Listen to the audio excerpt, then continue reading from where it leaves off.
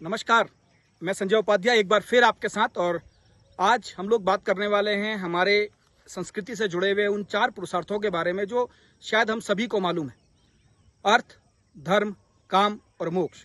इन चारों के बारे में अगर बात करें तो अर्थोपार्जन शायद सबसे पहली प्राथमिकता है, जहां से हमें भरण पोषण के लिए, अपनी आजीविका के लिए, अपने जीवनचर्या के लिए कहीं ना कहीं कोई ना कोई चीज़ की ज़रूरत होती है। और इसीलिए हर तरह की वो ज़रूरतें जो अर्थ से पूरी की जा सकती हैं, आर्थिक तरीके से उन्नति की जा सकती है, ये बहुत ज़रूरी है। और इसलिए शायद हमारे सनातन के अंदर भारत को सोने की चिड़िया कहा जाता है, क्योंकि कहीं ना कहीं अर्थोपार्जन समृद्धि के लिए, विकास के लिए, आर्थिक उन्नति के लिए और आध्यात्म के लिए भी बहुत ज़्यादा ज़रूरी है।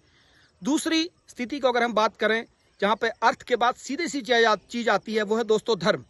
धर्म अर्थात किसी भी चीज़ को धारण करना, अर्थात वो कर्तव्य मार्ग जिनके द्वारा आप अर्थोपार्जन के साथ साथ उन चीज़ों का महत्व पूरा किया जा सके।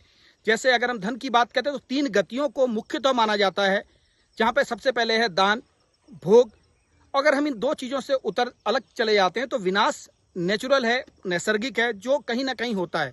तो इसीलिए अर्थ को धर्म के साथ जोड़ा गया, उन कर्तव्यों के साथ जोड़ा गया जहाँ पे हम अर्थोपार्जन करें और उन्हीं के साथ साथ हम अपनी जीवनचर्याओं को आगे बढ़ाएं, उनके साथ आगे बढ़ें।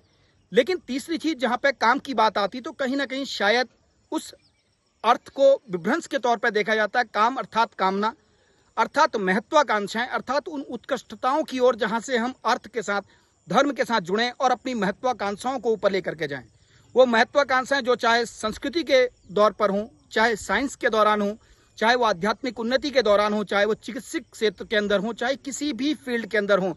और अगर आप आज देखेंगे चरक संहिता से लेकर के अध्यात्म के उच्चतर स्तर की अगर आप बात करें, आप गणित के प्रकांड 0-0 की गणित की बात कर लें, या अंतरिक्ष की खोज की बात करें, या किसी भी तरह की समृद्धि, चाहे वो पौराणिक स्तरों पर लेकर के वाणिज्य के क्षेत्र पर हो, चाणक्य द्वारा 7 तरह के ज्ञान के ऊपर हो, हर चीज के ऊपर भारत हमेशा गौरवशाली रहा, हमेशा समृद्धशाली रहा, क्योंकि कहीं ना कहीं वो 4 स्तंभ हमारे साथ जुड़े थे। तो दोस्तों, ये जो काम है, ये कामनाएं हैं, ये कहीं ना कहीं उन्नति की ओर लेके जाती है। और हमेशा हर व्यक्ति को महत्वाकांक्षा होना चाहिए, लेकिन महत्वाकांक्षा के साथ साथ उसे धन की जरूरत पड़ेगी, जो आर्थिक उपार्जन की जरूरत है, उसके साथ उसे विवेक की जरूरत पड़ेगी, जहां उसे धर्म के साथ जोड़ा गया। और जब इन उन्नतियों के साथ हम आगे बढ़ेंगे, जब इन उन्नतियों से हम आगे जाएंगे, तो हमें जरूरत पड़ेगी मोक्ष। अर्थात वो कहीं स्वर्ग या नर्क की तरफ नहीं था, वो मोक्ष की सबसे बड़ी कामना थी और वो हमारी सबसे बड़ी जरूरत थी। अर्थात हमने जो कुछ भी किया है वो सिर्फ एक कर्तव्य मात्र हो, अर्थात सिर्फ एक कर्तव्य के तौर पर हम उसको देखें और उसी के साथ हम उससे विमुक्त हो जाएं।